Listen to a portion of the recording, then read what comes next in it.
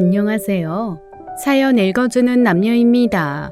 오늘도 와주셔서 감사드리며 그럼 오늘의 사연 바로 시작하겠습니다. 요양병원에 계신 시어머니를 뵈러 가는 날이 늘 그렇듯 평범했어요. 하지만 그날부터 이상한 일이 시작되었습니다. 시어머니께서 저희 부부 손을 꼭 잡으시더니 떨리는 목소리로 말씀하셨어요. 아가씨, 내가 사람을 죽였어. 내 손으로 죽였어. 처음엔 치매 증상이 심해진 거라 생각했습니다. 그저 안쓰러운 마음으로 시어머니 손을 잡아드렸죠. 하지만 그런 고백이 방문할 때마다 반복되었어요. 그러던 어느 날 시어머니께서 제 팔을 붙잡으셨습니다. 평소와 달리 눈빛이 또렷하셨어요. 손에 힘이 들어가 제 팔이 아플 정도였죠. 내가 사람을 죽였어. 영희를 죽였다고. 내 손으로 죽였어요. 영희가 피가 너무 많았어요. 아가씨, 바닥에 피가 자꾸 번져서 내가 막으려고 했는데 안 됐어요. 영희야, 영희야 하고 불렀는데 대답이 없었어. 내가 죽인 거야. 내가 죽였어요. 어머니, 괜찮으세요? 꿈꾸신 거예요. 아니야, 꿈이 아니야. 내가 분명히 죽였다니까. 영희 그 불쌍한 것 내가 죽였어. 영희야, 내가 미안하다. 영희야. 시어머니는 눈물을 흘리시며 계속 같은 말을 반복하셨어요. 그 표정과 목소리에는 진심이 담겨 있었습니다.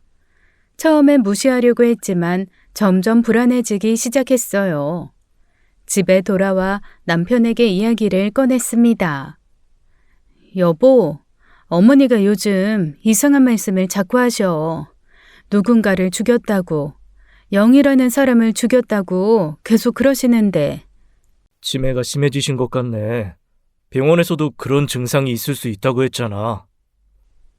그런데 너무 구체적이야. 피가 많았다고, 자신이 죽였다고, 그리고 표정도 너무 진지하시고. 에이, 설마. 어머니가 정말 사람을 죽였겠어? 말도 안 돼. 우리 어머니가 그럴 뿐이야? 아니지. 남편은 그렇게 말했지만 표정이 어두워졌어요. 다음 병문안 때도 시어머니는 같은 고백을 하셨습니다. 오히려 더 자세하게 말씀하시기 시작했죠. 내가 영희를 땅에 묻었어. 아무도 모르게 묻었어. 사람들이 알면 절대 안 돼서. 그런데 자꾸 영희가 날 부르는 것 같아. 어머니, 정신 차리세요. 영희가 누구예요? 사람들이 알면 절대 안 된다고요? 당연히 알면 안 되지. 큰일 나지. 왜요, 어머니? 영희야, 영희야, 미안하다. 나 좀 용서해다오. 남편과 저는 서로를 바라보았습니다. 저희는 모두 말을 잃었어요. 불안감이 점점 커져만 갔습니다. 안녕하세요. 저는 남편과 결혼한 지 16년이 되었습니다. 시어머니를 12년 동안 직접 모셨어요. 처음엔 낯설고 어려웠지만 세월이 지나며 익숙해졌죠. 시어머니는 무뚝뚝하신 편이었습니다. 칭찬도 잔소리도 전혀 없으셨어요. 그저 조용히 당신 일을 하시는 분이었죠. 특별히 가깝다고 할 순 없었습니다. 그렇다고 사이가 나쁜 것도 아니었어요. 그냥 평범한 시댁 관계였죠. 시어머니께서 치매 초기 증상을 보이신 건 3년 전부터였습니다. 처음엔 깜빡하시는 일이 잦아졌어요. 그러다 점점 증상이 심해졌죠. 결국 작년에 요양병원에 모시게 되었습니다. 죄송한 마음이 컸어요. 그래서 일주일에 한 번은 꼭 찾아뵙곤 했죠. 남편도 함께 가는 편이었습니다. 형제들은 명절에나 얼굴을 비췄어요. 그래도 시어머니는 저희를 알아보실 때가 많았죠. 그런데 요즘은 저를 며느리로 알아보지 못하십니다. 그저 자주 오는 아가씨라고만 생각하시는 것 같았어요. 시어머니의 고백이 계속될수록 저희 부부는 불안해졌습니다. 처음엔 무시하려 했지만 너무 자주 반복되었어요. 그것도 갈수록 구체적으로 변해갔죠. 어느 날 밤 남편이 먼저 말을 꺼냈습니다. 여보, 나 계속 신경 쓰여서 그런데 어머니 고향에 큰 이모님 계시잖아. 한번 슬쩍 물어볼까? 그냥 동네에 무슨 일 있었냐고만. 뭐? 진짜 어머니 말씀 믿는 거야? 아니, 그게 말이 되나? 믿는 게 아니라 자꾸 마음에 걸려서 그래. 어머니가 어렸을 때 봤던 일을 착각하시는 건 아닐까 해서 그냥 확인만 해보자, 응? 결국 저희는 시어머니 고향에 계신 김말순 할머니께 전화를 드렸습니다. 시어머니의 사촌언니 되시는 분이었어요. 남편이 조심스럽게 말을 꺼냈죠. 큰 이모님, 저 정우예요. 별일 없으시죠? 다름이 아니라 어머니가 요즘 치매가 좀 있으셔서 옛날 얘기를 많이 하시거든요. 그런데 자꾸 이상한 소리를 하셔서. 순자가? 아이고, 어쩌다가. 그래, 뭔 이상한 소리? 뭔 소리를 하시는데? 그게 혹시 옛날에 동네에서 영희라는 사람 아세요? 어머니가 자꾸 그 이름을 말씀하시면서 무슨 안 좋은 일이 있었다는 듯이. 전화기 너머로 한동안 침묵이 흘렀습니다. 저는 남편 옆에서 숨을 죽이고 있었어요. 가만히 있어 보자. 영희라. 아, 그 정영이? 그 일을 어떻게?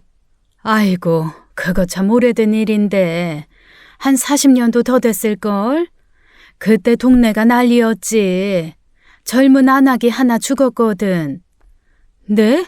진짜 그런 일이 있었어요? 어휴, 있었지. 정영이라고. 시집 온 지 얼마 안 된 새댁이었어. 남편이 서울 공사판에 돈 벌러 간 사이에 참 안 됐지. 그런데 순자가 그걸 어떻게 기억하지? 그때 걔도 젊었는데. 그 사건이 어떻게 끝났는지 혹시 아세요?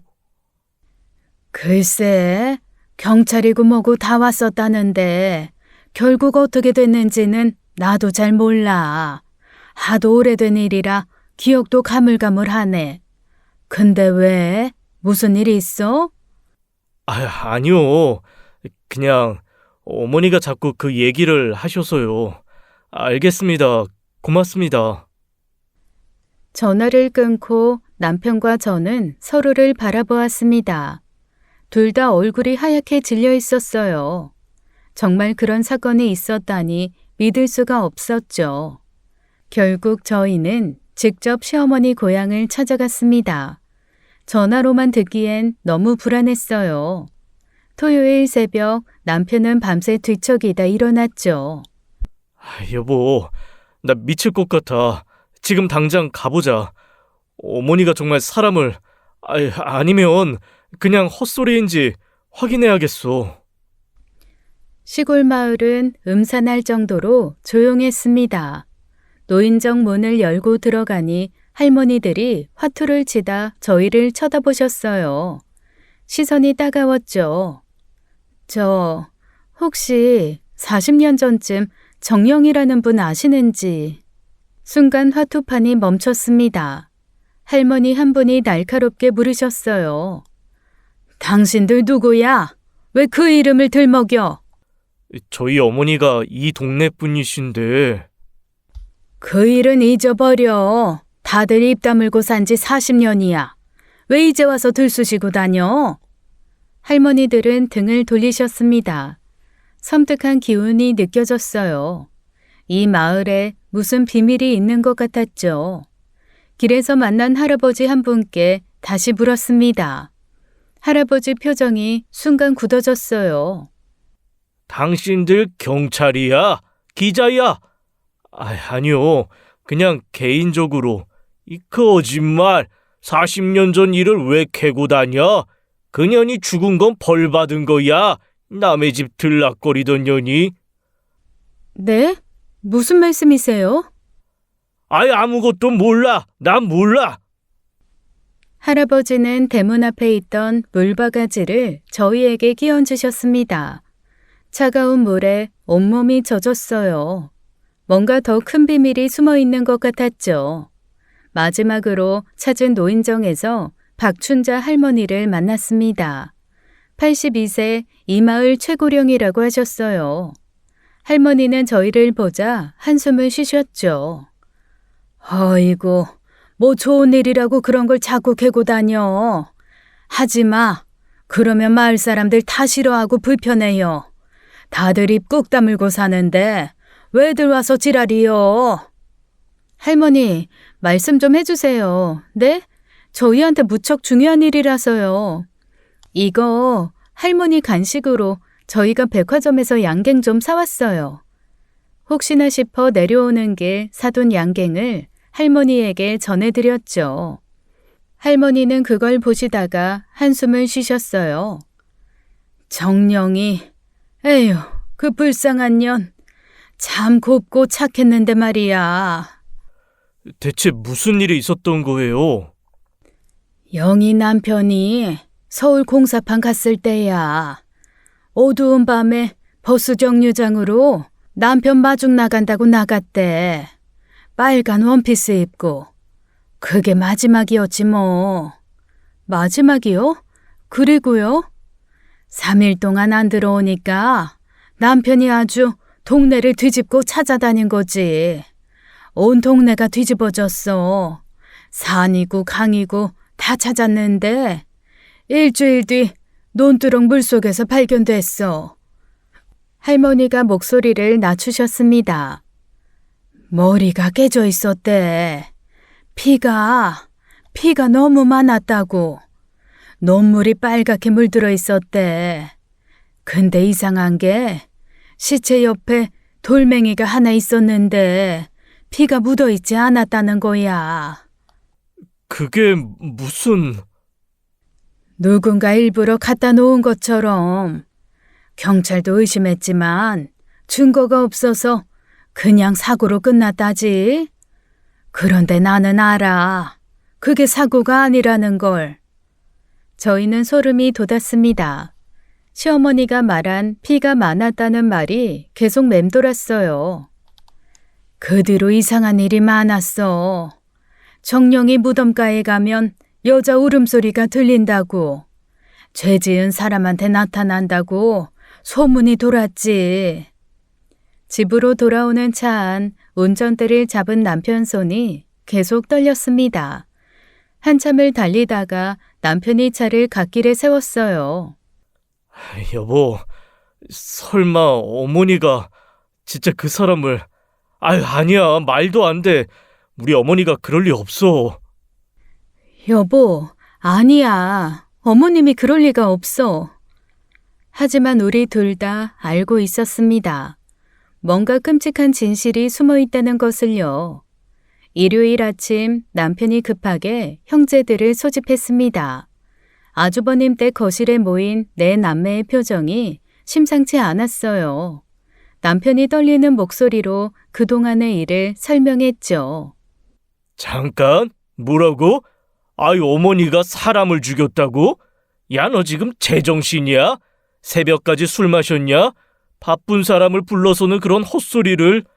아, 형, 끝까지 들어봐. 처음엔 나도 그냥 치매인 줄 알았어. 근데 직접 동네 가서 확인해봤더니 정말 40년 전에 정영희라는 사람이 죽었대. 아이, 잠깐만. 그럼 설마 진짜로 어머니가... 마을 할머니가 그러는데 피해자가 밤에 나갔다가 일주일 뒤에 논에서 머리가 깨진 채로 발견됐대. 어머니가 말한 것처럼 피가 엄청 많았다고. 막내 신우이가 핸드폰을 떨어뜨렸습니다. 깨진 화면처럼 우리 가족도 산산조각 날 것 같았어요. 오빠, 뭐라는 거야? 이거 진짜야? 우리 엄마가 살인자라는 거야? 아주버님이 갑자기 테이블을 쳤습니다. 닥쳐. 다들 정신 차려. 이거 그냥 우연의 일치야. 어머니가 동네에서 들은 얘기를 치매 때문에 자기 일로 착각하시는 거라고. 형, 현실을 봐. 어머니가 그렇게 구체적으로 말씀하시는데 내가 죽였다, 피가 많았다, 땅에 묻었다.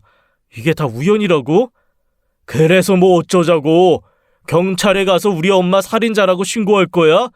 언론에라도 나와봐. 땡땡 정밀 며느리 시어머니 살인 고백 이런 기사 터지면 우리 집안 끝장이야. 내 공장도 애들 인생도 다 망가진다고. 형은 그것만 생각해. 어머니가 죄책감에 미쳐가고 있는데 매일 밤 영희야 용서해달라고 울부짖으신다는데.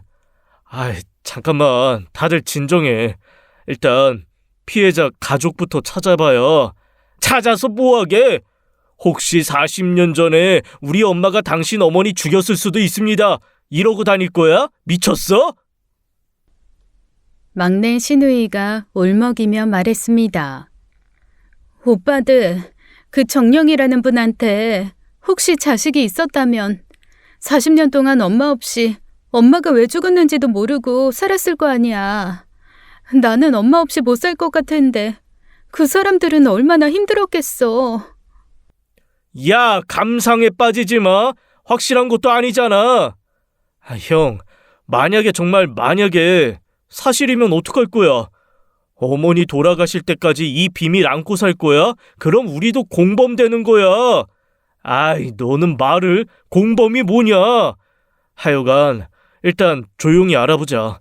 정영희 씨 가족이 어떻게 사는지, 뭐 자식이 있는지, 그리고 나서 결정해도 늦지 않아. 미치겠네. 그래, 일단 알아보되 절대 신중하게 해. 만약 이 일이 밖에 알려지면 우리 집안 역사에서 지워질 거야. 오빠, 우리가 뭘 그렇게 대단한 집안이라고. 사람 목숨보다 체면이 더 중요해요? 체면? 이게 체면 문제냐? 생존의 문제지? 너희들 자꾸 순진한 생각하는데 그러다가 진짜 문제 커져. 형, 일단 내가 내일 미숙이랑 같이 알아볼게. 최대한 조심스럽게. 그리고 다시 의논하자고. 한참을 더 싸운 끝에 겨우 결론이 났습니다. 하지만 아무도 자리에서 일어나지 못했어요. 아주버님은 머리를 쥐어뜯으며 한숨만 내쉬었죠. 시동생은 거실을 왔다 갔다 하며 손톱을 물어뜯었습니다. 막내 신우이는 계속 훌쩍이며 휴지를 찾았어요. 남편은 소파에 주저앉아 얼굴을 묻었죠. 내 남매가 이렇게 무너진 건 처음이었습니다. 평소 똑똑하다고 자부하던 사람들이 한순간에 방향을 잃은 아이들처럼 보였어요. 누구 하나 확신을 갖지 못했습니다. 어머니를 지켜야 할지 진실을 밝혀야 할지 아무도 답을 몰랐어요. 집을 나서는 형제들의 표정은 모두 어두워졌습니다. 서로 눈도 제대로 마주치지 못했어요. 우리가 열려고 하는 게 정말 판도라의 상자일지도 모른다는 두려움에요. 월요일 새벽 5시 남편과 저는 집을 나섰습니다. 회사에는 연차를 내고 움직이기로 했어요. 형제들이 우르르 몰려가면 동네가 발칵 뒤집힐 게 뻔해서 저희만 다시 찾기로 했어요. 안개 낀 시골길이 으스스했죠. 여보, 나 왜 이렇게 불안하지? 꼭 우리가 건드리면 안 될 걸 건드리는 것 같아. 마을 입구에 들어서자 이상한 기운이 느껴졌습니다. 어제와 달리 사람들이 우리를 피하는 것 같았어요. 가게 주인은 우리를 보자마자 문을 닫았죠. 당신들 또 왔어? 어제 온 동네가 시끄러웠는데. 죄송합니다. 그냥 정영희 씨 가족이 어디 사는지만. 그만 좀 해. 죽은 사람 왜 자꾸 건드려? 40년 동안 입 다물고 산 사람들한테 왜 이러는 거야? 입 다물고 살았다니 무슨 비밀이 있는 거예요? 할아버지들은 화들짝 놀라며 자리를 피했습니다. 뭔가 거대한 비밀이 숨어 있는 것 같았어요. 저희는 이 일에 대해 자세히 알고 있을 것 같은 박춘자 할머니 댁으로 급히 갔습니다. 그런데 대문에 자물쇠가 2개나 걸려 있었어요. 옆집 아주머니가 창문 너머로 우리를 지켜보고 있었죠. 저기요, 박춘자 할머니 어디 가셨어요? 어젯밤에 검은 차가 와서 데려갔어요. 할머니가 안 간다고 소리치는데 아들이라는 사람이 억지로 끌고 갔어요. 아들인지 뭔지 내가 어째 알아? 아휴, 무서워서 신고도 못했어요. 안 간다고 그러시는데 차에 태우고 갔다고요? 대체 무슨... 근데 왜 신고를 안 해요? 아주머니! 갑자기 옆집 아주머니가 문을 쾅 닫았습니다. 누군가 오고 있었어요. 검은 트럭에서 남자가 내렸죠. 찾으시는 게 있으신가 봐요. 외지분들이. 누구시죠? 최동철입니다. 이 동네에서 오래 살았어요. 당신들이 동네 들쑤시고 다닌다고 소문이 바다예요. 저희는 그냥 궁금한 게 있어서. 박춘자 할머니 찾으시죠? 어제 서울에 사는 아들이 데려갔어요. 서울 병원에 입원시킨다더군요. 할머니가 요즘 건강이 안 좋으셔서. 그렇군요. 당신들 정영희 사건 때문에 왔죠? 40년 전 그날 밤 일 자세히 알고 싶으신가 봐요. 알고 싶으면 따라와요. 그냥 여기서 말씀해 주세요. 여기도 잘 들리는데. 싫으면 따라오지 마요. 그럼 영원히 모르는 거지. 그리고 다시 여기 와서 들쑤시고 다니지 마시오. 남자의 눈빛이 섬뜩했습니다. 트럭 뒤를 보니 삽과 곡괭이가 실려 있었어요. 여보, 이거 위험한 것 같은데? 뭘 위험해. 괜찮아. 우리는 불안했지만 따라가기로 했습니다. 트럭을 타고 15분쯤 가니 동네에서 떨어진 집이 나왔어요. 마당 안으로 들어가자 어둡고 음산했습니다. 그때였어요. 남자의 분위기가 돌변했습니다. 최동철이 구석에 세워둔 삽을 집어들었어요. 날카로운 삽날이 번뜩였죠. 당신들 대체 뭐야? 누가 보낸 거야? 40년 동안 조용했던 마을에 와서 왜 죽은 사람 무덤을 파헤쳐? 오해입니다. 우리는 그냥... 오해? 정영이 이름 들먹이며 온 동네 뒤집어 놓고 박춘자 할머니한테도 갔다며 대체 뭘 캐내려고 그러는 거야? 삽을 든 손이 부들부들 떨렸습니다. 그의 눈은 충혈되어 있었어요. 저는 남편 팔을 꽉 잡았죠. 저희는 정말 아무것도 그냥 궁금해서. 궁금해? 남의 집 비극이 그렇게 궁금해? 니들한테는 그냥 가십거리지. 누가 돈 줬어? 언론사야? 아니면 뭐 유튜버들이냐? 남편이 급하게 머리를 굴렸습니다. 목소리를 최대한 침착하게 유지하려 애썼어요. 저희 어머니가 이 동네 출신이세요. 지금 건강이 안 좋으셔서 요양병원에 계신데 자꾸 옛날 동네 사람들 보고 싶다고 하셔서 그래서 찾아다닌 거예요. 최동철이 잠시 멈칫했습니다. 하지만 여전히 삽을 내려놓지 않았어요. 그래서 뭘 알아냈어? 아무것도요. 그냥 40년 전에 사고가 있었다는 것만. 사고? 사고라! 그가 씁쓸하게 웃었습니다. 그리고 갑자기 소리를 질렀어요. 정영이 내 사촌 누나야. 그 집 식구들 다 떠났어 40년 전에. 누나 죽고 나서 견딜 수가 없어서 다들 뿔뿔이 흩어졌다고. 그렇군요. 죄송합니다. 저희는 정말... 닥쳐! 이제 그만해. 죽은 사람은 좀 편히 쉬게 놔둬야지 왜 자꾸 들쓰고 다니냐고. 그가 삽을 바닥에 쾅 내리쳤습니다. 그 소리에 깜짝 놀랐어요. 저기, 혹시 그 사건에 대해 좀 자세히... 순간 최동철이 벽에 걸린 낫을 집어들었습니다. 눈이 완전히 돌아버린 것 같았어요. 한마디만 더 하면 정말 가만 안 둬? 당장 꺼져. 그리고 다시는 이 마을에 오지 마. 정영희 얘기 한 번만 더 꺼내봐. 후회할 거야. 남편이 제 손을 잡고 뒤로 물러섰습니다. 알겠습니다. 가겠습니다. 정말 죄송합니다. 우리는 문을 향해 천천히 걸어갔어요. 등 뒤에서 최동철의 거친 숨소리가 들렸죠. 마지막 경고야. 다시는 이 일 건드리지 마. 40년 전 그날 정영이만 불행했던 게 아니야. 온 마을이 지옥이었다고. 다시는 그 지옥을 깨우지 마. 문을 나서자마자 우리는 뛰기 시작했습니다. 처음 출발한 장소에 도착할 때까지 멈추지 않았어요. 모텔에 도착해서야 겨우 숨을 돌렸죠. 이 미친 저 또라이 새끼. 여보, 이제 그만하자. 너무 위험해. 어머니 일이든 뭐든 우리가 건드릴 일이 아닌 것 같아. 최동철에게 쫓겨난 후 우리는 서울로 돌아왔습니다. 정영희 가족들이 40년 전에 뿔뿔이 흩어졌다는 사실만 알게 되었어요. 막막했지만 포기할 수 없었죠. 결국 어쩔 수 없이 경찰에서 일하는 친구 민수에게 전화했습니다. 10년지기 친구라 부탁하기가 수월했어요. 민수야, 40년 전 사건 좀 알아봐 줄 수 있어? 미제 사건인데. 충청도 작은 마을에서 일어난 정영이라는 여자 사건인데.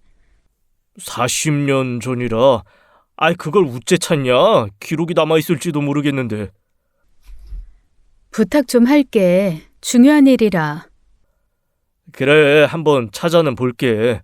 근데 왜 그런 옛날 사건을? 일단 알아봐줘. 자세한 건 나중에 설명할게. 일주일이 지났습니다. 매일 전화를 기다렸지만 소식이 없었어요. 그러던 어느 날 밤 민수에게서 전화가 왔죠. 미수가 찾긴 찾았어. 정영희 사건. 근데 이거 좀 충격적이네. 뭔데? 빨리 말해봐. 이 사건 미제 사건 아니야. 범인 잡혔어. 그것도 사건 발생 2달 후에 바로 잡혔는데. 뭐? 범인이 잡혀? 누군데? 순간 머릿속이 하얘졌습니다. 시어머니 고백과 전혀 다른 이야기였어요. 범인은 정형이 남편 정대식이야. 치정인데 오해를 해서 아내 죽인 거였어. 처음에 강도 사건으로 위장하려 했는데 결국 자백했대. 남편이 범인이라고? 서울 공사판에 있었다고 알리바이 조작했지만 동네 술집에서 목격된 게 들통났어. 무기징역 받고 지금도 복역 중이야. 전화를 끊고 한참을 멍하니 있었습니다.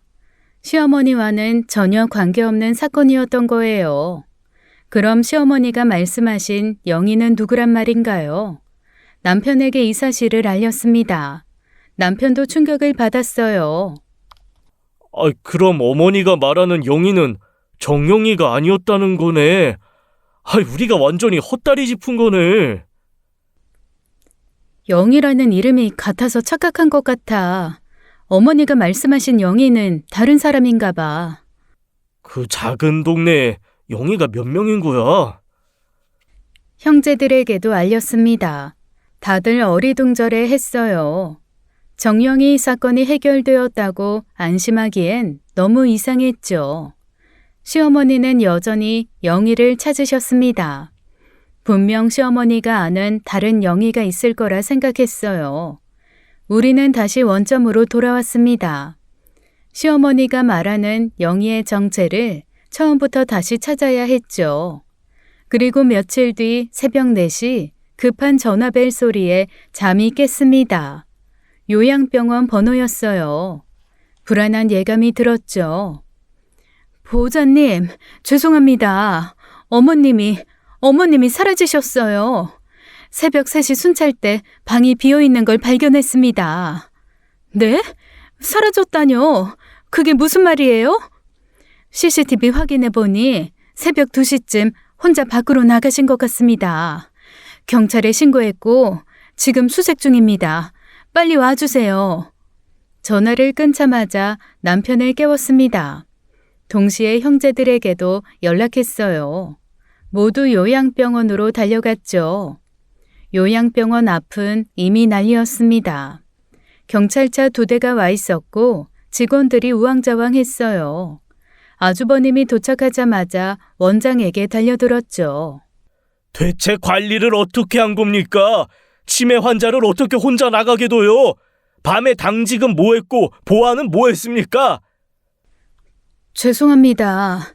평소에 얌전하셔서 문이 잠겨 있었는데 어떻게 나가신 건지. 얌전하다고? 치매 환자가 얌전해요? 당신들이 일을 제대로 안 한 거잖아. 우리 어머니한테 무슨 일이라도 생기면 가만 안 둘 겁니다. 경찰이 중재에 나섰습니다. 지금은 찾는 게 먼저라고 했어요. 일단 주변을 수색 중입니다. 연세가 있으시니 멀리 가지는 못했을 겁니다. 인근 산과 도로를 중심으로 찾고 있습니다. 어머니가 왜 나가신 거지? 평소에 이런 적이 없었는데. 어제 저녁부터 계속 영희라는 분을 찾아야 한다고 하셨어요. 진정제를 드렸는데도 계속 불안해하셨습니다. 아이씨, 대체 영희가 누구야? 오전 8시가 되어도 소식이 없었습니다. 가족들은 이리저리 어머님을 찾아다녔죠. 요양병원 주변을 샅샅이 뒤졌어요. 신우이가 울먹였습니다. 오빠, 엄마 다치기라도 하면 어떡해. 날도 추운데 맨발로 나가셨대. 괜찮을 거예요, 아가씨. 곧 찾을 거예요. 하지만 저도 속으로는 불안했습니다. 75세 치매 노인이 새벽에 혼자 나가다녀. 오전 10시 드디어 연락이 왔습니다. 요양병원 뒷산 중턱에서 시어머니를 발견했다고요. 다행히 큰 부상은 없으신 것 같습니다. 바위 틈에 웅크리고 계셨어요. 체온이 많이 떨어진 상태입니다. 우리는 급히 산으로 올라갔습니다. 시어머니는 구급대원들에게 둘러싸여 있었어요. 온몸이 흙투성이었고 맨발은 상처투성이었죠. 시어머니가 희미하게 중얼거렸습니다. 영희 어디 있냐? 영희 찾아야 해. 내가 묻었는데. 그 말에 모두가 얼어붙었습니다. 시어머니는 곧바로 대학병원 응급실로 이송되었습니다. 체온이 32도까지 떨어진 위독한 상태였어요. 의사는 심각한 표정으로 설명했죠. 저체온증이 심합니다. 노인분이라 회복이 쉽지 않을 수 있어요. 지금은 체온을 올리는 게 급선무입니다. 다음 날 오후 시어머니가 간신히 깨어나셨습니다. 하지만 첫 마디가 또 영희였어요. 눈물을 흘리며 제 손을 잡으셨죠. 아가씨, 영희 찾아줘. 지금 이렇게 추운데 영희가 얼마나 춥겠어. 어머니, 영희가 대체 누구예요? 제발 알려주세요. 알려주셔야 제가 찾아드릴 수 있어요. 미안해, 영희야. 어머니, 미수가. 네? 어머니, 저 알아보세요? 우리 착한 미수가. 나 부탁 좀 들어다오. 영희 찾아다오. 부탁한다. 그 순간 시어머니께서 저를 알아보셨어요. 두 눈으로 저를 바라보시는데 그 마른 눈에서 눈물이 고이셨죠. 그때 갑자기 시어머니가 경련을 일으켰습니다. 의료진이 달려왔어요. 심장이 멎을 뻔한 위기였죠. 혈압이 급격히 떨어졌어요. 중환자실로 옮기겠습니다. 보호자분들은 밖에서 기다려주세요. 시어머니는 곧바로 혼수 상태에 빠지셨습니다. 의식이 없으셨어요. 가족들은 교대로 병원을 지켰죠. 상태는 나아지질 않았습니다. 숨소리가 거칠고 얼굴이 창백했죠. 마지막 시어머니의 말과 그 눈빛이 잊혀지지가 않았어요. 그 간절한 눈빛에 제 마음이 무거웠죠. 의사가 와서 상태를 확인했어요. 언제까지 버티실지 장담할 수 없습니다. 마음의 준비를 하셔야 할 것 같아요. 남편에게 시어머니 말씀을 전했습니다. 영희를 찾으라고? 대체 그 사람이 누군데? 모르겠어. 하지만 어머니가 그렇게 간절히 부탁하시는데 뭐라도 해봐야 하지 않을까? 어떻게 찾아? 단서도 없고. 막막했습니다. 시어머니는 점점 쇠약해지고 있었어요. 시간이 얼마 남지 않은 것 같았죠. 하지만 어디서부터 시작해야 할지 알 수 없었습니다. 영이라는 이름 하나만 가지고 찾기엔 너무 막연했어요. 병원에서 돌아온 저는 전화기를 들었습니다. 시어머니와 연배가 비슷한 친척들을 모두 찾아 전화를 돌렸어요. 하지만 결과는 똑같았죠. 영희? 글쎄, 순자가 영희를 안다고? 우리 집안에 영희라는 사람은 없는데 순자 친구 중에도 없었던 것 같은데. 영희라 들어본 적 없네요. 순자 언니가 왜 그 이름을 찾으시는지. 20명이 넘는 사람들에게 물어봤지만 아무도 몰랐습니다. 지쳐서 소파에 주저앉았어요. 남편이 옆에 와 앉았죠. 여보, 이제 그만해. 어머니가 치매 때문에 헛것을 보시는 거야. 영희라는 사람은 없어. 아주버님도 전화를 했습니다. 재수 씨, 고생 많았어요. 이제 포기해요. 어머니도 이제 시간이 얼마 안 남으신 것 같은데 편하게 보내드리는 게 맞아요. 그래도 고맙네. 재수 씨가 우리 엄마 위해서 이렇게 노력해준 거 어머니도 알 거예요. 형수님, 저도 찾아봤는데 없어요. 어머니 고향 사람들한테 물어봤는데 아무도 몰라요. 하지만 저는 포기할 수 없었습니다. 시어머니의 간절한 눈빛이 계속 떠올랐어요. 죽기 전에 영희를 보고 싶다는 그 떨리는 목소리가 잊혀지지 않았습니다. 집에 와서 시어머니 방문을 열었어요. 작년까지 이 방에서 시어머니를 모셨어요. 12년 동안 매일 드나들던 익숙한 방이었죠. 방은 그대로였습니다. 낡은 장롱, 오래된 화장대, 벽에 걸린 시계. 침대 옆 서랍장 위에는 약봉지들이 놓여 있었어요. 침대에 앉아 방을 둘러보았습니다. 이 방 어딘가에 영희의 단서가 있을까요? 하지만 어디서부터 찾아야 할지 막막했어요. 서랍을 열어보기 시작했습니다. 오래된 옷가지들, 묵주, 돋보기 안경, 시어머니의 소박한 물건들 뿐이었어요. 화장대로 가서 거울을 보았습니다. 거울 틈에 낀 사진들이 보였어요. 시아버지와의 결혼사진, 자녀들 사진들이었죠. 장롱도 열어봤습니다. 이불과 옷들이 가지런히 정리되어 있었어요. 하지만 영희라는 이름과 연결될 만한 건 아무것도 없었죠. 한숨이 나왔습니다. 시어머니 방을 나서려는 순간 벽에 걸린 달력이 눈에 확 들어왔어요. 절에서 받아온 불교 달력이었어요. 그런데 이상했죠. 달력에 빨간 동그라미가 진하게 그려져 있었습니다. 사흘 후 날짜였어요. 그것도 몇 번이고 더 끄은 것처럼 지냈죠. 중요한 날인지 시어머니께서는 달력을 받으시고 그날에 미리 동그라미를 쳐둔 것이었어요. 순간 등골이 서늘해졌습니다. 뭘 그렇게 봐. 얼굴이 왜 그래? 여보, 이것 좀 봐. 달력에 표시된 날짜. 이날이 무슨 날인지 알아? 글쎄, 잘 모르겠는데. 생각해보면 어머님 매년 이맘때 절에 가셨어. 그게 이상하지 않아? 이상해? 뭐가? 다른 날에도 가실 때 많았는데. 아이 참, 이날은 달력에 표시를 해둔 날이잖아. 이날 정말 모르겠어? 진짜 모르겠는데? 다음 날 새벽 5시 저는 혼자 절로 향했습니다.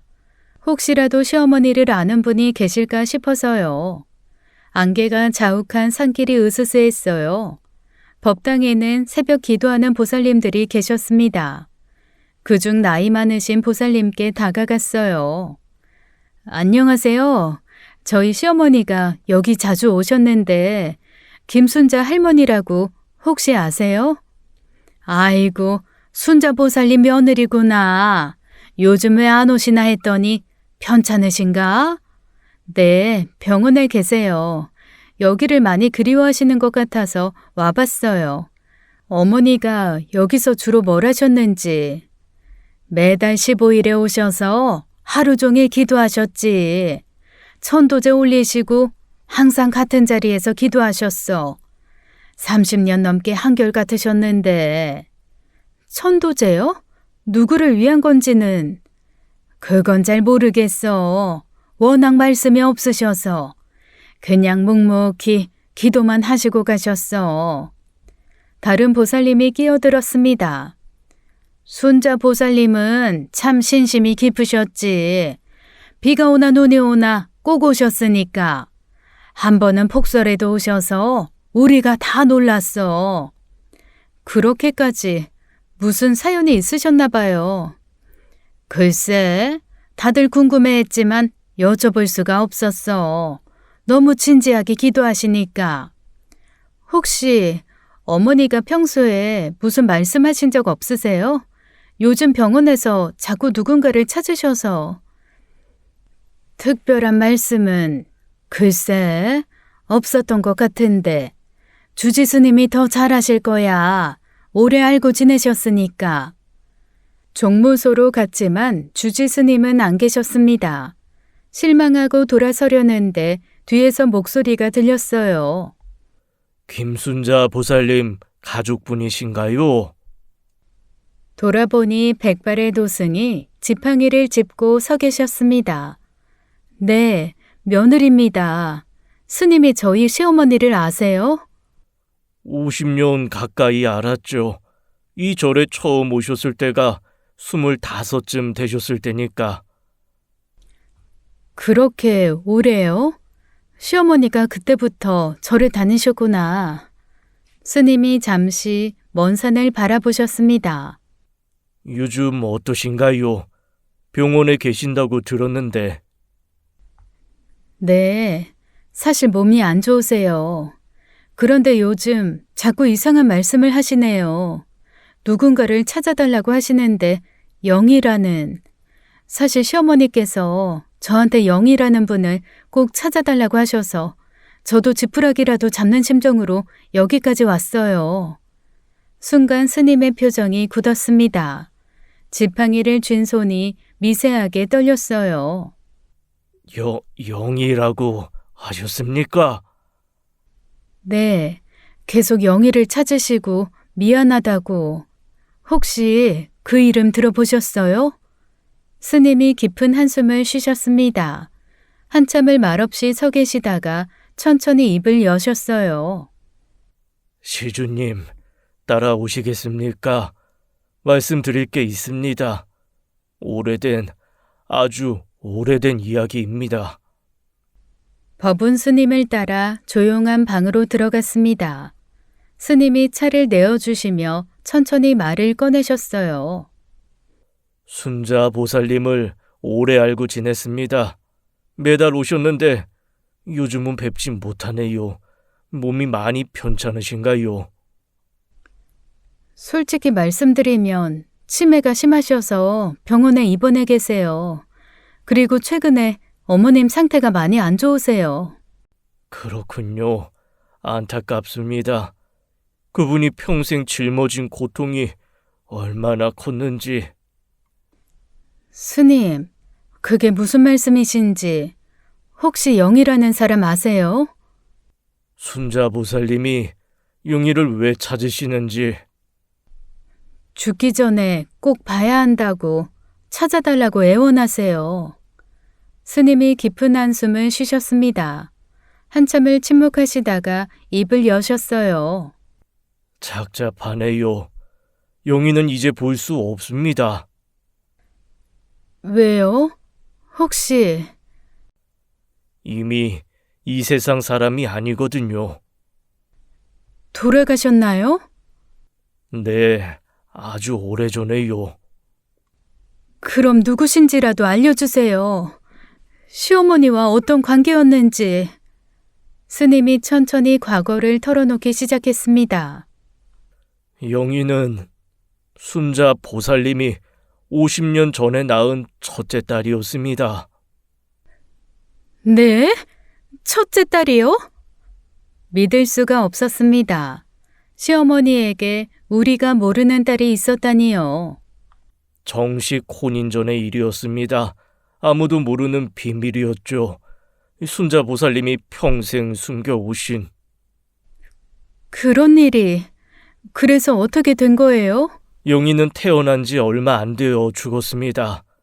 그 일로 순자 보살님은 평생 죄책감에 시달리셨죠. 이제야 시어머니의 고백이 이해가 되었습니다. 영희를 찾는 간절함도요. 벌써 50년도 넘게 지난 일이네요.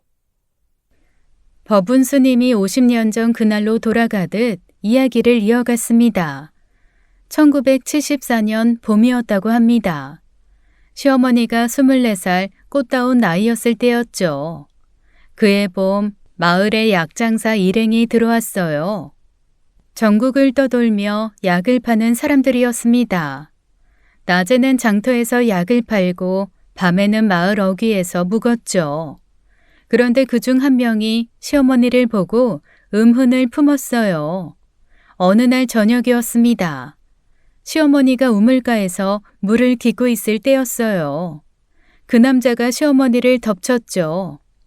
시어머니는 저항했지만 소용없었습니다. 비명을 질렀지만 아무도 듣지 못했어요. 그렇게 끔찍한 일을 당하셨죠. 다음 날 약장사들은 마을을 떠났습니다. 시어머니는 아무에게도 말하지 못했어요. 그 시절엔 피해자가 오히려 손가락질 받던 때였으니까요. 2달이 지나고 시어머니 몸에 변화가 생겼습니다. 입덧이 시작된 거예요. 숨길 수 없게 되자 부모님께 털어놓았죠. 시어머니 부모님은 충격을 받으셨습니다.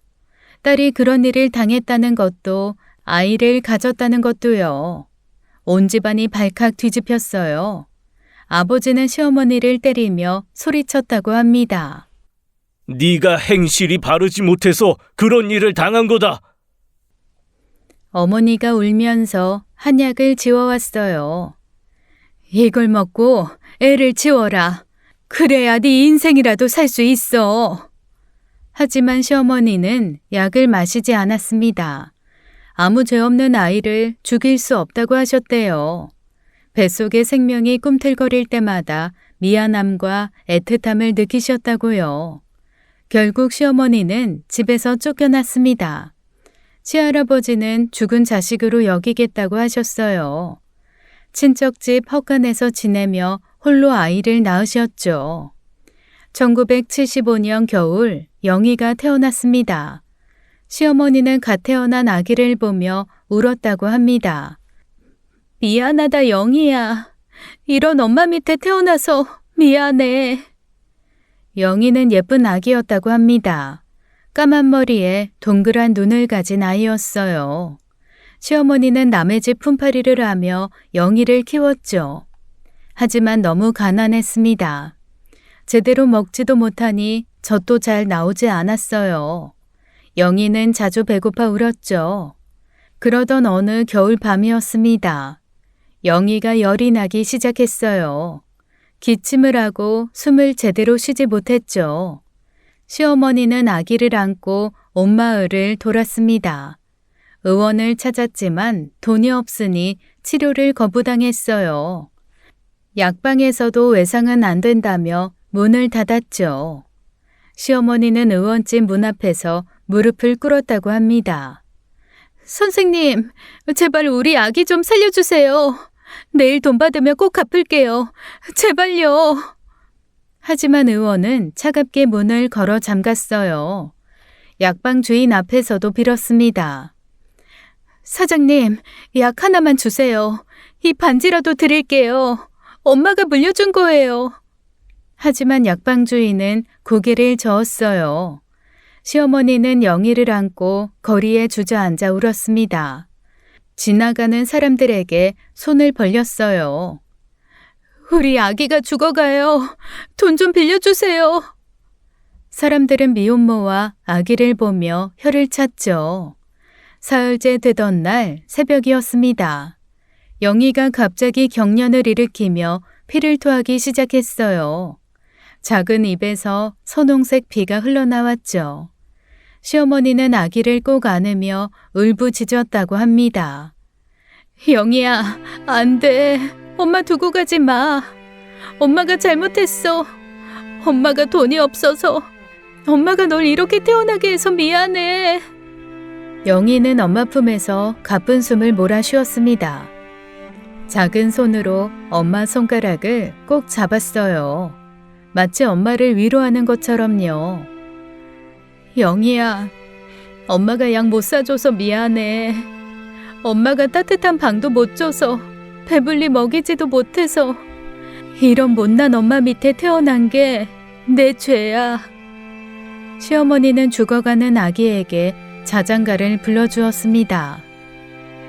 자장 자장 우리 영희, 스르륵 잠든다 우리 아기. 엄마가 지켜줄게. 다음 생에는 좋은 엄마 만나렴. 행복하게 살아야 해. 영희는 그날 새벽 시어머니 품에서 눈을 감았습니다. 11개월의 짧은 생이었어요. 시어머니는 차가워진 영희를 안고 하루 종일 울었다고 합니다. 그렇게 영희는 떠났고 시어머니에게는 평생의 상처가 남았습니다. 법운 스님의 이야기를 듣고 나니 모든 것이 명확해졌어요. 하지만 그와 동시에 제 마음이 찢어지는 것 같았어요. 시어머니가 겪으신 그 끔찍한 일들이 머릿속에 생생히 그려졌죠. 24살 꽃다운 나이에 당한 폭행, 원치 않는 임신과 가족의 외면, 그리고 돈이 없어 죽어가는 아기를 지켜봐야만 했던 절망. 듣는 것만으로도 가슴이 미어졌습니다. 눈물이 멈추지 않았어요. 시어머니가 50년간 얼마나 고통스러우셨을까요? 매일 밤 그 아기의 얼굴이 떠올랐을 거예요. 시어머니가 내가 죽였다고 하신 것은 살인이 아니었습니다. 가난으로 약을 사지 못해 딸을 죽게 했다는 죄책감의 표현이었어요. 50년간 자신을 용서하지 못하고 살아오신 거였죠. 시어머니는 50년간 딸의 기일마다 절에서 천도제를 지내오셨습니다. 달력에 빨간 동그라미로 표시된 날이 바로 시어머니의 첫째 딸 영희의 기일이었어요. 며칠 후면 기일이 되는 날이었습니다. 하지만 시어머니는 이번엔 오실 수 없는 상황이었죠. 병상에서 영희를 찾으며 울고 계실 뿐이었어요. 저는 막막했습니다. 이미 50년 전에 세상을 떠난 아기를 어떻게 찾아드릴 수 있을까요? 법운 스님께 물었어요. 스님, 시어머니께서 영희를 찾아달라고 애원하시는데 이미 돌아가신 분을 어떻게 찾아드려야 할까요? 시어머니께 뭐라고 말씀드려야 할지 모르겠어요. 법운 스님이 잠시 침묵하셨습니다. 먼 산을 바라보시더니 천천히 입을 여셨어요. 시주님, 부처님 말씀에 이런 게 있습니다. 진정으로 소중한 것은 멀리 있지 않고 가까이 있다고요. 순자 보살님이 50년간 영희를 가슴에 품고 사셨다면 분명 영희를 곁에 두고 계실 겁니다. 어머니가 어찌 자식을 잊을 수 있겠습니까? 찾아보세요. 순자 보살님이 가장 아끼시는 곳에, 가장 가까운 곳에 영희가 있을 겁니다. 스님의 말씀이 마음에 깊이 새겨졌습니다. 절에서 나와 급히 집으로 돌아왔어요. 법운 스님의 말씀이 계속 맴돌았어요. 가장 가까운 곳에 영희가 있을 거라고 하셨죠. 그때 남편에게서 전화가 왔습니다. 여보, 지금 당장 병원으로 와. 어머니 상태가 급격히 안 좋아지셨어. 의사가 마지막을 준비하라고. 뭐라고? 알았어. 금방 갈게. 전화를 끊고 시어머니 방으로 뛰어들어갔습니다. 서랍장, 옷장, 침대 밑까지 샅샅이 뒤졌어요. 그러다 장롱 맨 아래 칸 깊숙한 곳에서 오래된 나무 상자를 발견했죠. 상자는 먼지가 두껍게 쌓여 있었습니다. 안에는 낡은 천조각들 사이에 누런 봉투가 하나 있었어요. 떨리는 손으로 봉투를 열었죠. 까만 머리카락 한 줌이 들어 있었습니다. 아기 머리카락이었어요. 50년 세월에도 여전히 부드러웠죠. 이것이 영희의 머리카락이라는 확신이 들었습니다. 시어머니가 50년간 품고 계셨던 유일한 흔적, 봉투를 들고 병원으로 달려갔어요. 중환자실에는 가족들이 모여 있었습니다. 시어머니는 산소 호흡기를 끼고 계셨어요. 의식이 거의 없는 상태였죠. 의사가 마지막 준비를 하라고 했습니다. 숨소리가 점점 약해지고 있었어요. 저는 시어머니에게 급히 다가갔죠. 시어머니 귀에 대고 속삭였습니다. 어머니, 영희 찾았어요. 영희 데려왔어요. 시어머니 손에 머리카락 봉투를 쥐어드렸습니다. 반응이 없으시던 시어머니의 손가락이 살짝 움직였어요. 봉투를 꼭 쥐셨죠. 그때 시어머니가 눈을 작게 뜨셨습니다. 흐릿하지만 분명히 뜨셨어요. 머리카락을 만지시더니 메마른 눈에서 눈물이 흘러내렸죠. 입술이 미세하게 움직였습니다. 소리는 나오지 않았지만 입모양을 읽을 수 있었어요. 내 딸이라고 하시는 것 같았죠. 시어머니는 머리카락을 가슴에 안으셨습니다. 마치 아기를 안듯이 조심스럽게요. 그리고 또 한 번 입을 움직이셨어요. 미안해. 그 입모양이 선명했습니다. 50년간의 죄책감이 담긴 한마디였어요. 저는 눈물이 볼을 타고 흘렀습니다. 잠시 후 시어머니 얼굴이 편안해졌어요. 긴장되어 있던 이마가 펴지고 입가가 살짝 올라갔어요. 평화로운 표정이었죠. 머리카락을 가슴에 품은 채 눈을 감으셨습니다. 심전도 기계가 일직선으로 변했어요. 하지만 시어머니 얼굴에는 미소가 남아 있었어요. 남편이 제 어깨를 잡았습니다. 형제들도 모두 울고 있었어요. 시어머니는 그렇게 영희와 함께 떠나셨죠. 시어머니는 50년간 딸의 머리카락을 품고 사셨던 거였습니다. 그리고 마침내 영희를 안고 편안히 눈을 감으셨어요. 시어머니 장례식이 끝났습니다. 자구제를 마친 후 유품을 정리하다가 서류 하나를 발견했어요. 시할아버지께서 시어머니에게 물려주신 땅 문서였죠. 시골에 있는 작은 땅들이었습니다. 여기저기 흩어져 있는 자투리 땅들이었어요. 아무도 관심 갖지 않던 척박한 땅들이었죠. 하지만 저는 그 땅들이 신경 쓰였습니다. 법운 스님 말씀이 떠올랐어요. 시어머니가 영희를 가까이 두셨을 거라고 하신 그 말씀이요. 남편에게 땅을 보러 가자고 했습니다. 갑자기 왜? 팔 거야? 그냥 혹시나 싶어서 한번 보고 싶어. 첫 번째 땅은 밭이었습니다. 두 번째는 버려진 과수원이었어요. 세 번째 땅으로 향했죠. 산 중턱의 작은 땅이었습니다. 잡초가 무성했지만 한쪽이 깨끗하게 정리되어 있었어요. 그곳에 작은 봉분이 있었죠. 비석이 하나 서 있었습니다. 이끼가 끼어 있었지만 글씨는 선명했어요. 김영희라고 새겨져 있었어요. 가슴이 뛰었습니다. 영희의 무덤이었어요. 시어머니가 50년간 지켜온 딸의 무덤이었죠. 동네 이장님을 찾아갔습니다. 이장님은 이 무덤에 대해 알고 계셨어요. 그 무덤 말이구나. 순자 아줌마가 한 20년 전쯤 비속 세우셨지. 아버지 돌아가시고 땅 물려받자마자 바로 하신 일이야.